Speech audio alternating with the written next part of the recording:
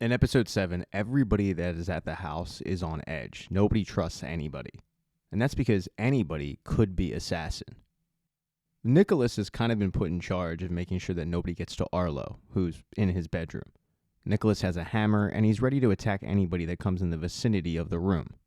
While Nicholas definitely trusts Meryl, and he obviously trusts Arlo, it's really the adults who are all conflicted about who to trust and who not to. James, Reuben, and Don head outside to start a fire.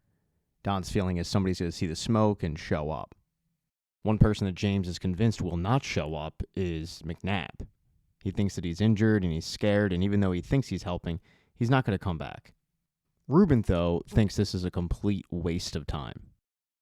Reuben kind of tells both guys off and then leaves. And Don follows him because he needs to make sure that he is an assassin. When Don goes after Reuben, that's about the time that Maggie comes out, and it's just Maggie and James, and they start talking about the situation. And really what they start discussing is whether or not they could actually go through with drowning somebody. They've got the instructions on how to do it. They were in McNabb's book. And really what it is how to drown somebody, but how to bring them back to life, although that obviously comes at a risk. James understands the predicament, but tells Maggie if it were to come down to it, you would be the one, and she cuts him off, using this as an opportunity to confront him about what Valeria told her, about how James said that Maggie was cold. Eventually, the two are able to get the conversation back on track to what they're going to do about finding assassin and maybe being forced to drown somebody they actually know. They head in the house, they sit down, they start discussing it, and at one point James tells Maggie, "You gotta trust me." And she points out, "James, I didn't trust you before all this happened. How can I trust you now?" In that moment, James knows. He just got owned.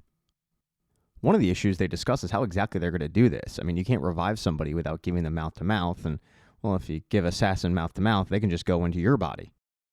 Somehow, though, they start talking about the good old days, and the first time James came over for Thanksgiving.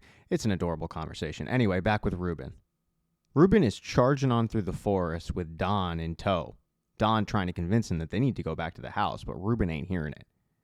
Finally, Reuben, who is pent up with anger and bad acting ability, turns to Don and he tells him, "Look, I didn't make a big deal of it when you moved the fence line. I didn't want any problems, and I don't want any problems now.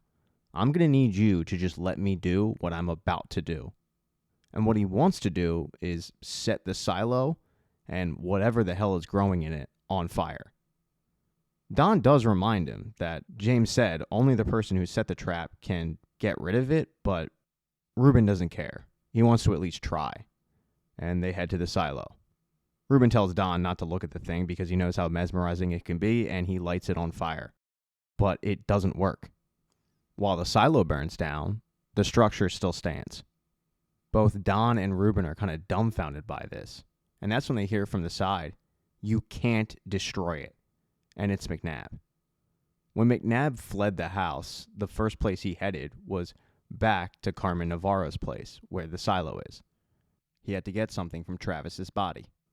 It was a tiny little vial of the liquid. So with that tiny amount of liquid in his hand, he tells both Reuben and Don, "Yeah, you can't destroy that, but there is something we can do." Although we have no idea what that is.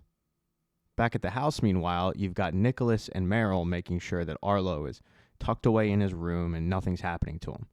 And Nicholas has been poring over the book that he found from McNabb. He's reading it, he's explaining what he's learned to Meryl. And at some point, the conversation goes to how close you have to be to actually have assassin inhabit somebody's body. And it's really close. These teenage hormones are racing for the both of them, and they end up kissing. It's absolutely adorable. After this PG makeout sesh, Meryl goes to check on her brother, who is drawing the same symbol over and over again. In reality, it looks like a squiggly line, but what it actually is a map. Now, Arlo doesn't know that. He just knows it's important. It's Meryl who figures out that it is a map going from Atlanta to a mountain range in New York. And that is where Harbinger will be able to find the machine. Meryl leaves the room to go to show Nicholas, but Nicholas is no longer in the hallway. He was called away by Valeria. Valeria has spent most of the day with Ellen, trying to figure out who exactly Assassin could be. Ellen, this whole time, sticking with the story that she is no longer Assassin, and she has no idea who Assassin is. Well, she must have been lying, because at some point, Assassin went from Ellen to Valeria. And when that happens, Valeria/Assassin convinces Nicholas to come outside. She takes him right to the edge of the line and tells him, I know who Assassin is. I found this in Ellen's room. And she hands him a syringe that would be used to knock out Arlo.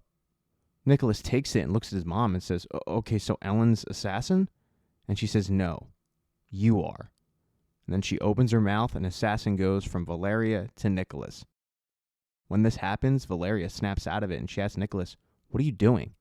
And Nicholas, who is now Assassin, pushes his mother over the line, killing her, and then he heads back in the house to finish the job.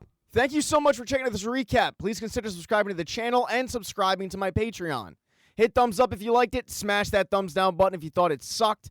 If you left a comment, I don't get back to you. I usually don't check the comments unless they're like a super comment. Also, if you don't see the next video up on the end screen, not to worry, it'll be up in a day or two.